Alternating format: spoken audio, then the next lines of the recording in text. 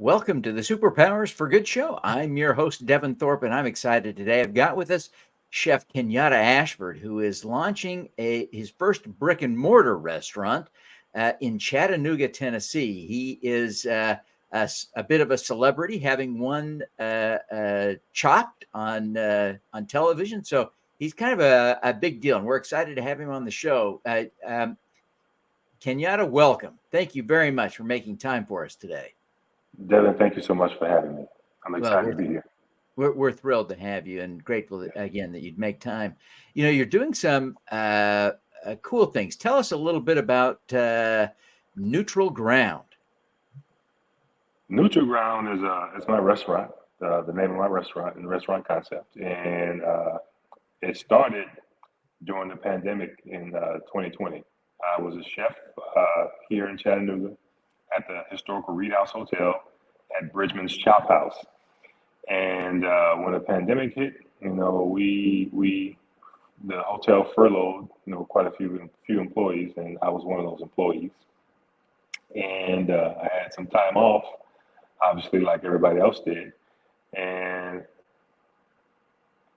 didn't have no very much income coming in. And my one of my goals when I started to pursue culinary arts as a profession was to eventually end up being an entrepreneur and owning my own restaurant. So that really, I took that negative situation and made it into a positive and began to plan and work out some thoughts that I had in my head for a long time on what kind of concept it would be, and and whatnot, and opened our restaurant in June of 2020, on Juneteenth of 2020, actually, at Proof Incubator here in Chattanooga, Tennessee. And my restaurant is birthed from the upbringing, my upbringing in New Orleans, and my African and Creole culture there, and also from the influences that I learned about while traveling to West Africa. Well, it's really kind of cool, the experience, the history you've already created in a short time, and Yeah. the business is really thriving. You had some pretty significant revenue over the last couple of years. This isn't practice. It isn't academic. You clearly have taken this very seriously and are doing very well. I commend you. Yes. Thank I you. want to just kind of take a look just for fun. You've got some really cool things on your Instagram page that show kind of some of the food. What are you cooking here? So we just recently had a dinner at a farm here in the area called Sequatchie Cove Farm. It's a family-run farm that three generations of one family live on, and they're incredibly great stewards of the land, and they respect the land, and they practice regenerative farming. And they're really good friends of mine, and I would really love to work with this family and this farm because they they're just as passionate as I am about the food that I cook and how we serve people and offer hospitality to people as they are about growing and raising animals and food. So we've been talking about doing a collaborative dinner for some time, and ended up finding the opportunity to make it happen. And they have all sorts of cool things on their farm. So that you see in the picture is a dry aged grass-fed ribeye that we're roasting in the Oh, pizza oven wow. on Yeah, a large cast iron skillet. yeah, that's it looks delicious. Yes. Now, what is this spirally thing? It looks like almost like a rug or a lollipop. That Yeah, yeah. it looks like it might be a savory dish. It is a savory dish. It's a meat lollipop. So I made some lamb marguerite. So at Sequatchie Cove, they raise lamb, they raise cattle, beef cattle. They raise chickens for meat and for eggs, and they raise hogs. And I tell you, pretty much every product, absolutely every product that I've gotten from that farm has been of the most premium quality. Hmm. And the meat is delicious. I mean, the land is beautiful. The family is beautiful. I mean, I just really love working with them, and it's always a treat to get to go spend time with them and cook on their farm. So Yeah, it looks just beautiful, and it looks like it was really a special event that you had with them. yes, One of the things that I think you see as a vision, a mission for your business is to help people that sort of come up behind you, that to have your neutral ground restaurant be a training ground for aspiring chefs. Am I understanding that correctly? that is very accurate, Devin. I think just like luxury isn't luxury if it isn't generous. I think success isn't success if you aren't generous with it as well. And being able to offer support, just as I've been supported throughout my path, I want to be able to lift as I climb.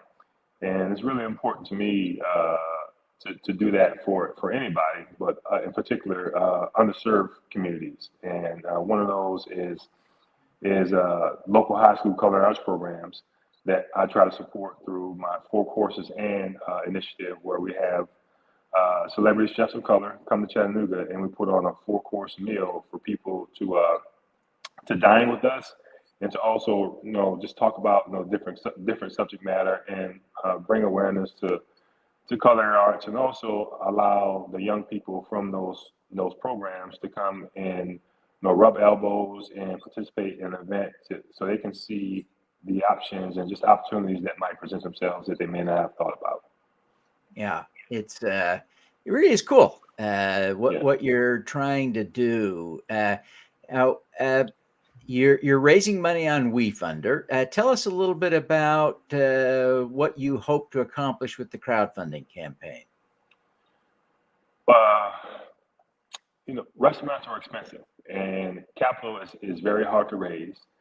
And any business venture is expensive to begin. Because you're starting from nothing most times. And we have a goal of raising $450,000 as capital to help us open our own brick and mortar restaurant. And depending on what kind of space that we find, I was just at a space, last week, and I had some people, an architect and another business advisor of mine, to come with me to look at the same space, to tell me to give me their opinion on what they think would be wise if I was to go through with this particular opportunity as far as a building is concerned. And they told me, like, man, this is a nice building and everything, but it looks like you might have to sink more money into this place than what it will be beneficial to you and what you can raise and everything. So, I mean, that's the tough part, raising capital.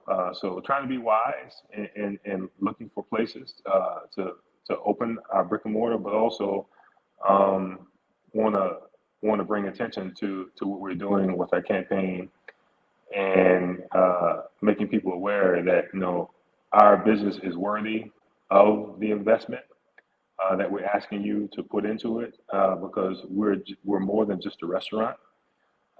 We want to be a really integral part of the community, and not just reap the benefit of doing business with the community, but also to pour back into the community too, making it a true symbiotic relationship. Yeah, the community aspect of a restaurant is really vitally important to remember. It seems to me that for a lot of investors who are focused on impact, your deal represents a bit of a trifecta.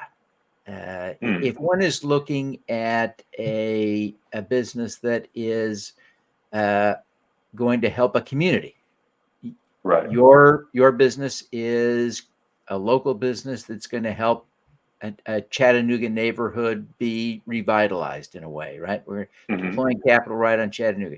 And then you've got, of course, a social mission, trying to help especially underprivileged youth get access to great culinary skills.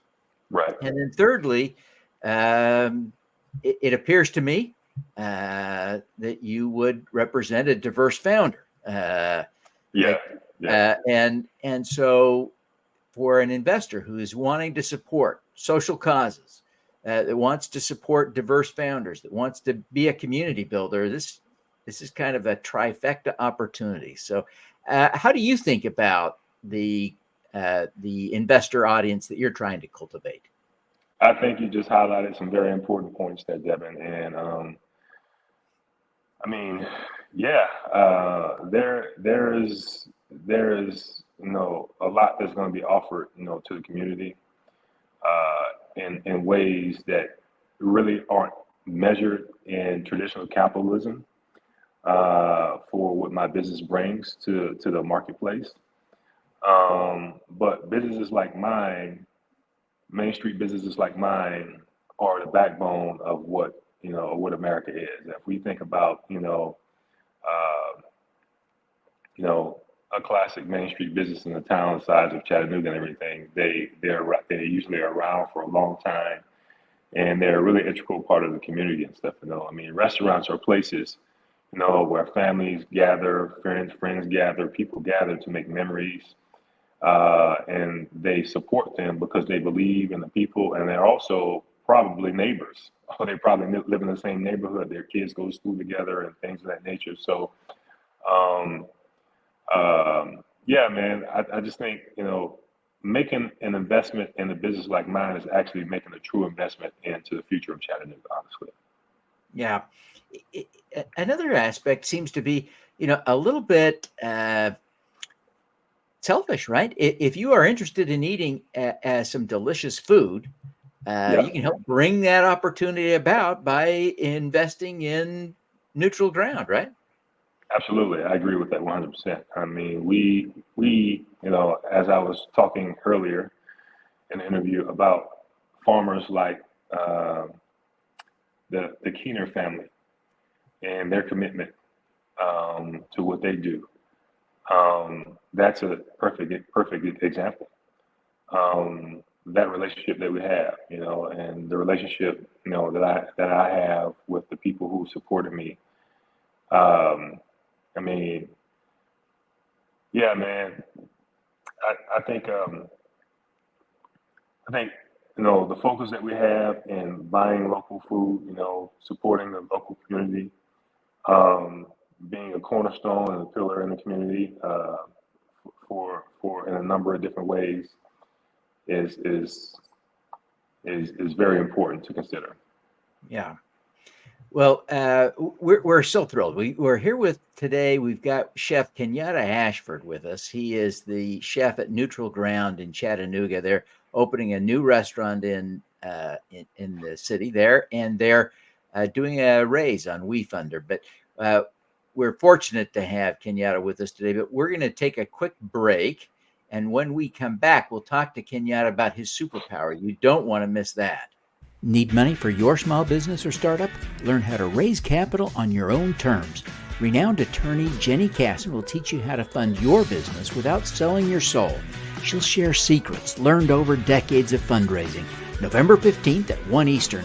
Register today for free at thesupercrowd.com. Want to learn from the world's great changemakers? Find your superpower. Subscribe to the Superpowers for Good newsletter at superpowersforgood.com. Make your strengths into superpowers that will change the world. Join the super crowd today. Superpowers4good.com. Join us at Supercrowd Baltimore to connect with community-focused business leaders and investors working to support diverse founders, social entrepreneurs, and community builders. Learn how to raise money from the crowd and how to invest like a pro. November 30th at the B&O Rail Museum. Register today at thesupercrowd.com.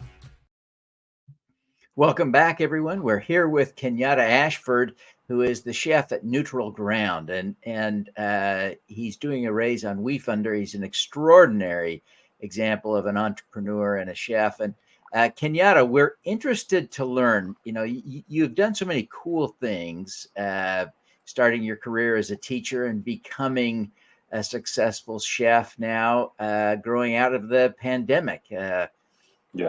Tell us a little bit about what do you see as your superpower? I would have to say, Devin, my superpower is my grit and my persistence. Um, I think if I had to, distill it down to one thing that that's helped me get to the point to where I am right now, I would say that would be it. 'Cause, my dad told me a long time ago that son, you got to learn how to curve with life. And I believe I've taken that to heart, and I've learned how to curve with life because there are always going to be things that are going to come your way that's going to test your persistence, your determination, and your grit. But you have to be able to withstand those and overcome them to reach the next level per se. There's no question that Yes. grit is an extraordinarily important aspect of entrepreneurship. As you think about this, can you think about a particular challenge along this path where other people might have been daunted, but you overcame and attribute that to your grit? Can you think of an example to share with us? Um. Yeah. Let me see.